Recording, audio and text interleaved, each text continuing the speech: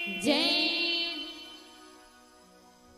अयोध्या नगरी को बड़े धूमधाम से सजाया जा रहा था। मंथरा ने लोगों से पूछा कि आप अयोध्या क्यों सजा रहे हो। सजाने वालों ने कहा, अरे मंथरा तुझे पता नहीं है, कल राम जी का राज्याभिषेक होना है। अब राज्याभिषेक की बात को जैसे मंथरा ने सुना तो उसके हृदय में ईर्ष्या की आग जलने लगी। ईर्ष्या की अग्नि जल पड़ी। पूछिस लोगों ने कहा उछाहू, राम तिलक सुन भा उर दाहू। राम के राज्याभिषेक को सुना तो उसका हृदय जलने लगा। आंखों में आंसू आ गए। दौड़ते दौड़ते माता कैकेयी के महल में पहुंची। जब मैया कैकेयी के सामने मंथरा पहुंची तो वहां जाकर के रोने लगी। कैकेयी जी ने कहा, मंथरा क्यों रो रही है, क्या हो गया है? क्या किसी ने तुझे कुछ कह दिया है? बोली नहीं। तो क्या तेरे कहीं दर्द है? बोली नहीं। तो क्या तुझे किसी चीज की कमी हो गई है जो तू रो रही है? बोल नहीं रही। बोली नहीं। तो रो क्यों रही है, क्या हो गया है? बस आंखों से आंसू निकाल रही है, बोल कुछ नहीं रही है। लंबी लंबी श्वास छोड़ रही है। जोर जोर से रोने लगी।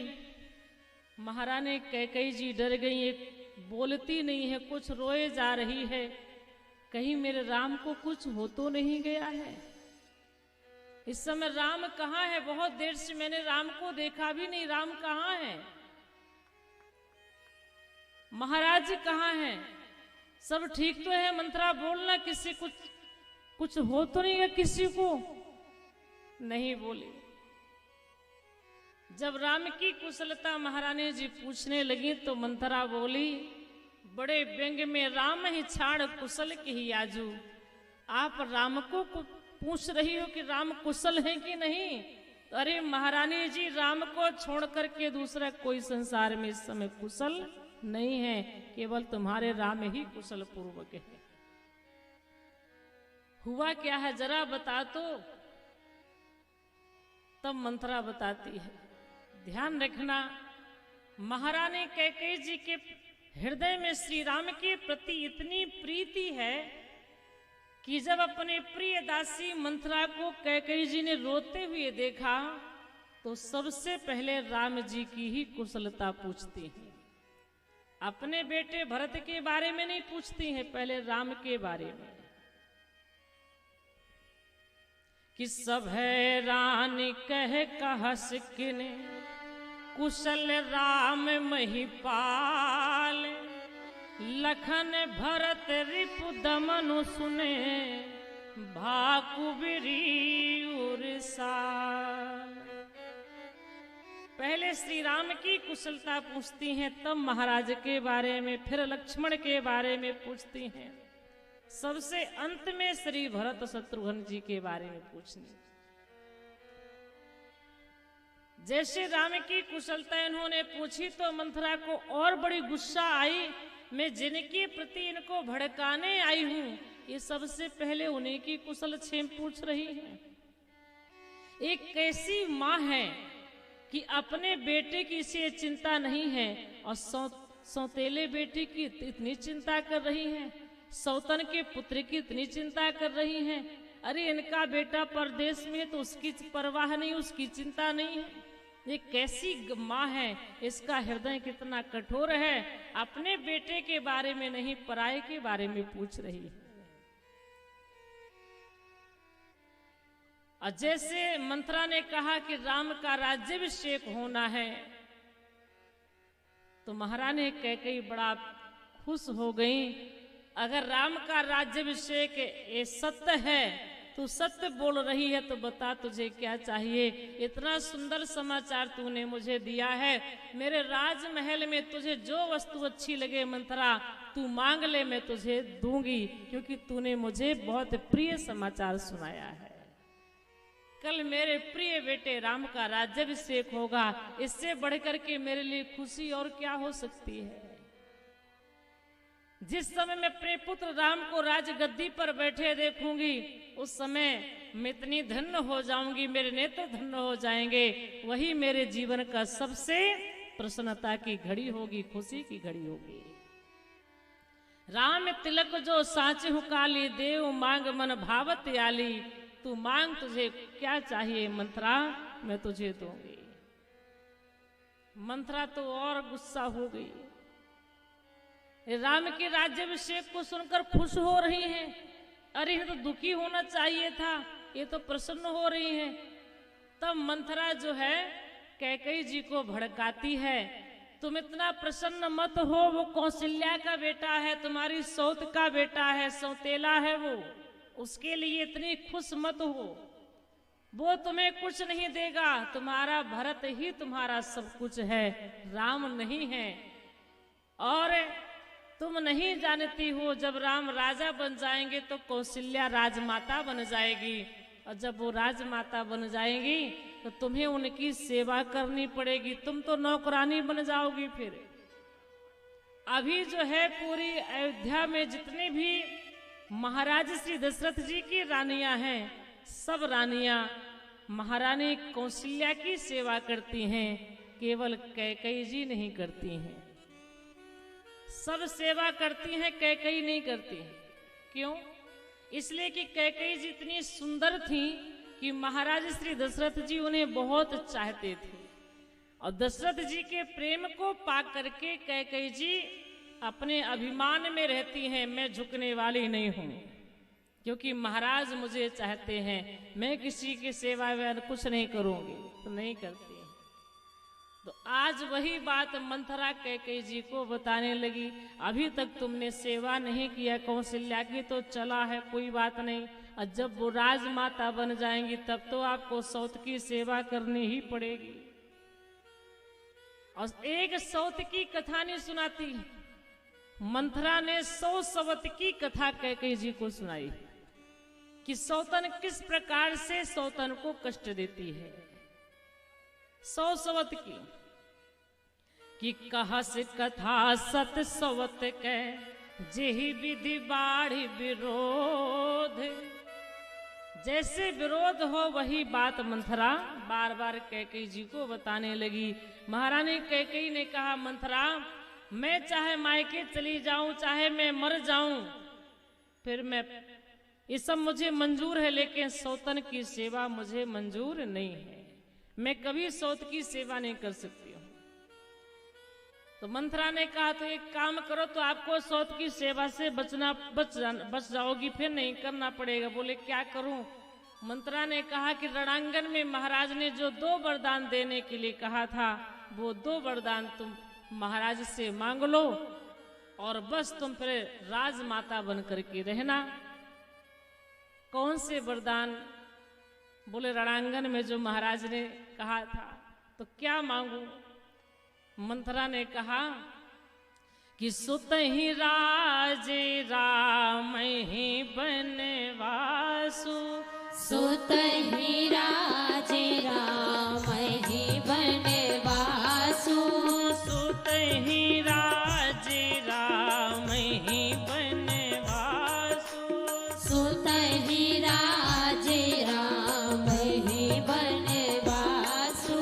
देहु लेहु सब सवत हुलासु, देहु लेहु सब सवत हुलासु, देहु लेहु सब सवत हुलासु, देहु लेहु सब सवत हुलासु।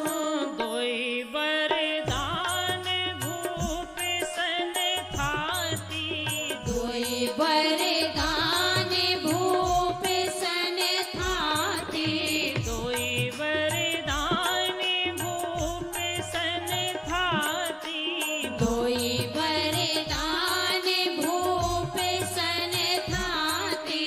मांगहु आज जुड़ावहु छाती,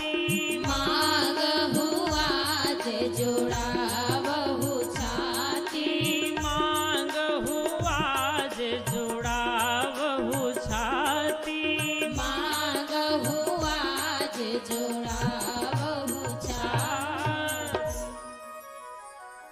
मंत्रा ने कहा, दुई वरदान भूप सन थाती, मांगहु आज जुड़ावहु छाती। सुतहि राज राम ही बनवासु, देहु लेहु सब सबत हुलासु। भूपति राम शपथ जब करी, तब मांग्यो जहि बचन ना डरी। महाराज ने रणंगर में तुम्हें 2 वरदान देने के लिए कहा था, तो अब मांग लो, समय आ गया है। अपने पुत्र भरत के लिए अयोध्या का राज्य और कौशल्या के पुत्र राम के लिए 14 वर्ष का वनवास। ठीक है, मांग लेंगे।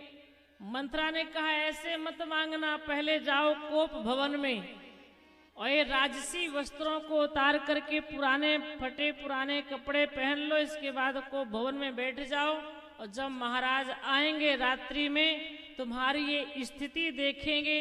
तुम्हें जब मनाने लगे, मनाते मनाते महाराज जब राम की शपथ खा ले तब मांगना। भूपति राम शपथ जब करी और तब मांगे हो जेहि बचन न टरी। जब राम की शपथ खा ले तब मांगना, इसके पहले मत मांगना।